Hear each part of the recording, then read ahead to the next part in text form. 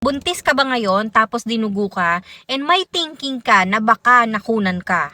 Ito yung dapat mong gawin. Kapag dinugo ka or napaisip ka na baka nakunan ka, syempre nakakatakot saka nakakalungkot talaga yung sitwasyon na yon na meron kang thinking na baka nakunan ka. Pero importante na dapat alam mo yung susunod na step na dapat mong gawin. Una, i-check mo yung pagdurugo. Gaano kadami yung pagdurugo? May lumabas bang blood clots or yung nabuong dugo? Or parang may laman na lumabas sa iyong panty? Or kung nakapad ka, nakakailang pads ka sa isang oras, gaano ito kadami? Yun yung mga dapat iti-take note mo kasi yun lang naman yung itatanong sa'yo pagdating mo sa ER or pagdating mo sa iyong OB. Pangalawa, magpahinga ka muna. Humiga ka muna, huwag ka munang magbubuhat ng mga mabibigat at uminom ka ng maraming tubig. Pangatlo, kontakin mo agad yung OB mo or pumunta ka na agad sa pinakamalapit na hospital, emergency room, para ma-check up yung kalagayan mo at saka kalagayan ni baby sa loob. Kung sakali mang huminto na yung pagdurugo, no more bleeding ka na talaga,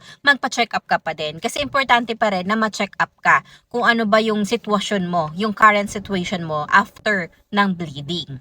Pwede ka na rin resetahan ng gamot kasi para ma-save ang iyong pregnancy nga. And pwede ka rin mabigyan ng mga laboratory test or ultrasound to check the baby kung okay si baby sa loob, mga ganon. So kailangan mo pa rin talagang pumunta sa ospital kahit na mag-stop ang bleeding.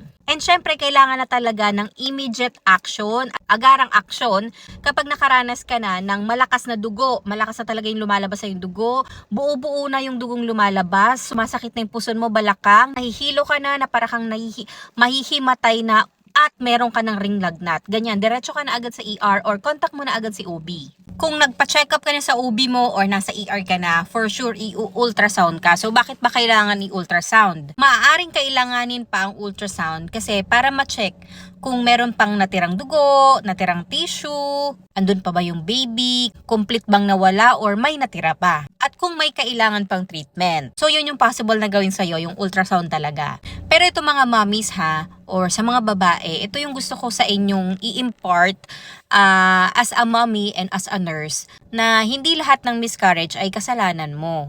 Or meron kang nagawang mali kaya nawala si baby. Dahil maraming miscarriage na nangyayari sa mga rason na hindi mo talaga kontrolado. So yun yung number one mong wag iisipin is yung kasalanan mo siya. Kasi mahirap talaga yon mga mami para ka talagang nawalan. Kaya kung dumaan ka sa ganitong sitwasyon, unahin mo muna yung sarili mo.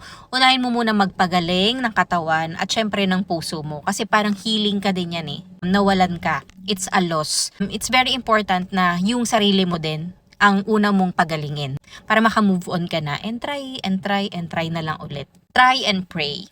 So sa mga mommies na nakaranas ng abortion, ano yung mga ginawa nyo para mabilis kayo makapag-cope up sa nangyari sa inyo? Ano yung first step na ginawa nyo nung nalaman yung wala na talaga? So comment mo dyan mommies para na rin sa mga mommies na pwedeng makarelate sa'yo. Thank you mga mommies sa mga nanonood ng mga informative videos ko. I hope marami talaga kayong natututunan. So again, thank you for watching and see you in my next video. Bye!